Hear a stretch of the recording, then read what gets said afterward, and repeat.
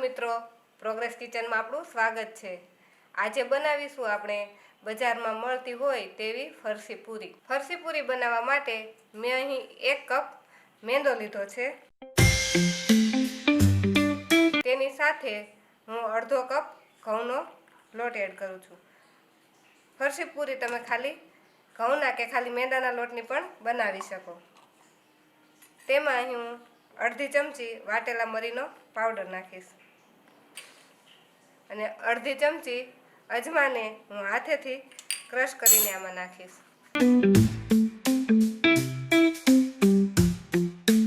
સ્વાદ પ્રમાણે હું મીઠું એડ કરીશ। પૂરીના મોણ માટે મેં અહીં 2 ચમચી જેટલું ગરમ કરેલું ઘી લીધેલું છે, તો આપણે 2 મોટી ચમચી મોણ નાખીશું। આ બધી જ વસ્તુને આપણે સારી રીતે મિક્સ કરી દઈશું। આ વસ્તુને બધીને સારી રીતે મિક્સ કરવું એ આ ફરસી પૂરીનો મેઇન પાર્ટ છે।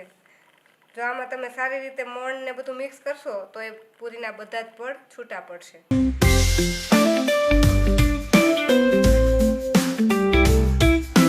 પૂરીમાં સારી રીતે મોણ મિક્સ કરી દેતા આપણો લોટ આ રીતનો થઈ ગયો છે। તો આપણો લોટમાં અત્યારે મોણ પરફેક્ટ થઈ ગયું છે। હવે આ લોટને આપણે બાંધી લઈશું। લોટ બાંધવા માટે મેં અહીં અડધો કપ પાણી લીધું છે।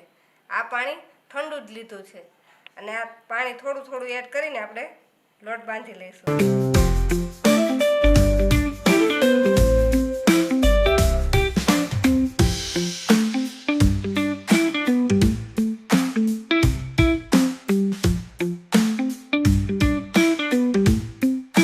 આપણો લોટ પરફેક્ટ બંધાઈને રેડી થઈ ગયો છે। આ લોટ બાંધવા માટે આપણે 1.5 કપ લોટ હતો તો તેની સામે અડધા કપ પાણીથી આ લોટ સારી રીતે બંધાઈ ગયો છે।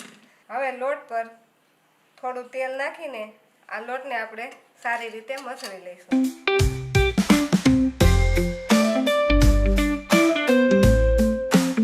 આપણો લોટ સારી રીતે મસળાઈ ગયો છે, તો હવે આ લોટને આપણે 10 મિનિટ માટે ઢાંકીને મૂકી દઈશું।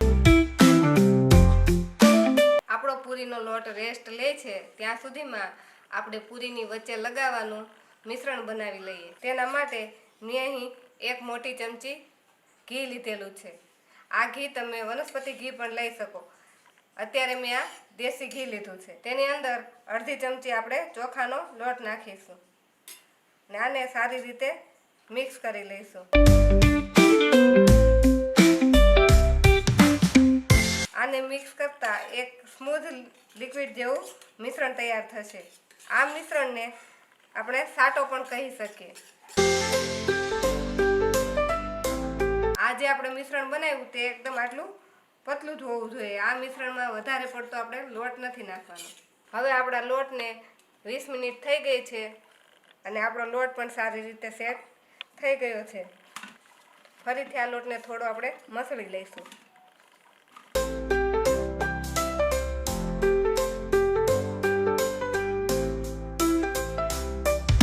હવે આ લોટને આપણે 3 સરખા ભાગમાં વહેંચી લઈશું અને આના 3 લુવા બનાવી લઈશું।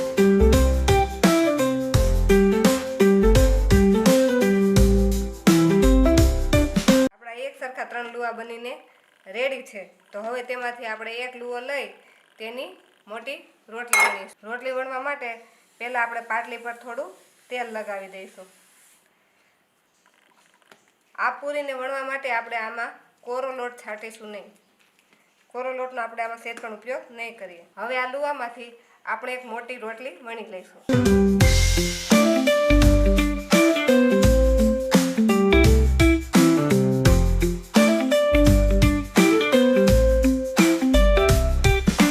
તો આપણી રોટલી વણાઈને રેડી થઈ ગઈ છે। એ રોટલી આપણે એકદમ પતલી વણવાની છે। તમે જોઈ શકો છો કે એની થિકનેસ આવી રાખવાની છે। તો આ રીતે આપણે બાકીની 2 રોટલી પણ વણી લઈશું। આપણી 3 રોટલી વણાઈ ગઈ છે, તો હવે આ રોટલીને આપણે એક થાળી પર લઈ લઈશું અને આમાં જે આપણે સાટો બનાવેલું છે તે મિશ્રણ 1 ચમચી નાખીશું।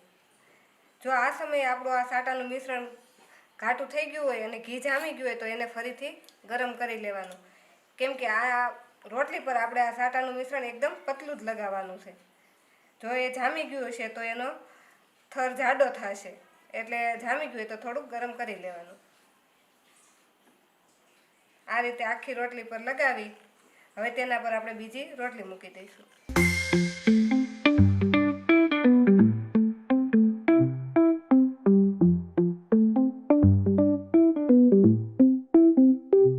હવે આને હાથેથી થોડું થોડું દબાવી દઈશું.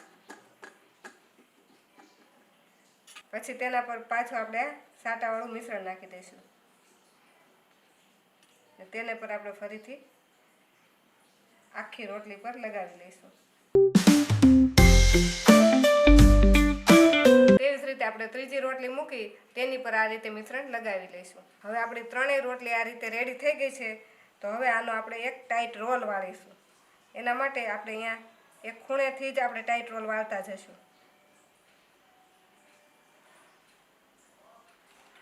આ રોલ આપણો વચ્ચેથી સેજે ઢીલો થવો જોઈએ નહીં. જો વચ્ચેથી રોલ ઢીલો થશે તો એ બધી પૂરી ખુલી જશે. એટલે પહેલેથી જ આનો એકદમ ટાઈટ રોલ વાળવાનો.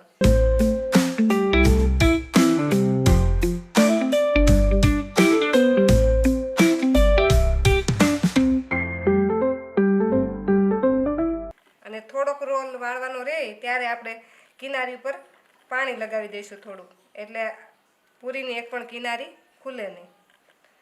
અને આ રીતે એને ટાઈટ રોલ વાળી લઈશું. હવે આને આપણે હળવા હાથે થોડીક આ રીતે દબાવી અને એને થોડીક લાંબી કરી લઈશું.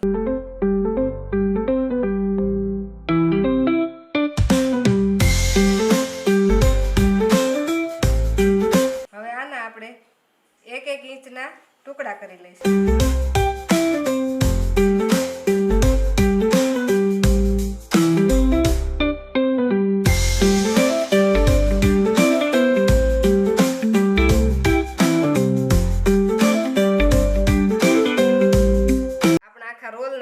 આપણે પીસ કરી લીધા છે. આપણે વચ્ચેથી એક પીસ લઈ જોઈએ તો આપણો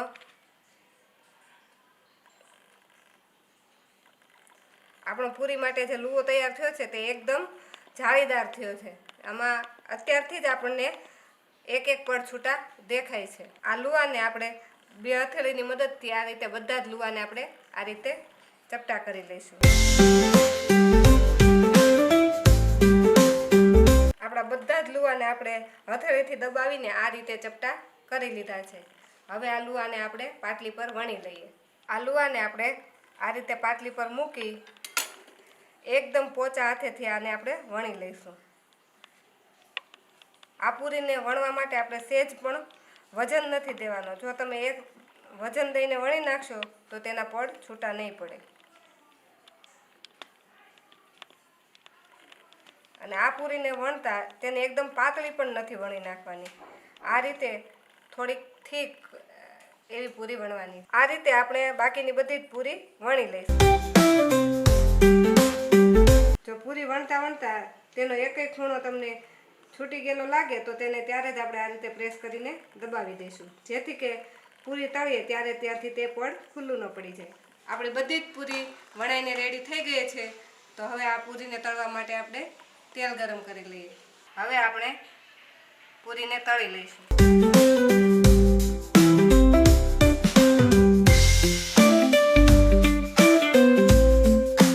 પૂરી તળવા માટે અત્યારે આપણે ગેસની ફ્લેમ મીડિયમ રાખીશું.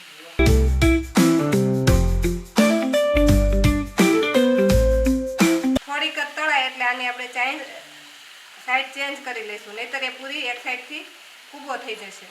આ પૂરીને આપણે થોડી થોડી વારે આ રીતે ફેરવતા રહીશું અને ગોલ્ડન બ્રાઉન રંગની થાય ત્યાં સુધી તળી લઈશું. આપણી પૂરી હવે તળાઈ ગઈ છે તો આપણે એને કાઢી લઈશું.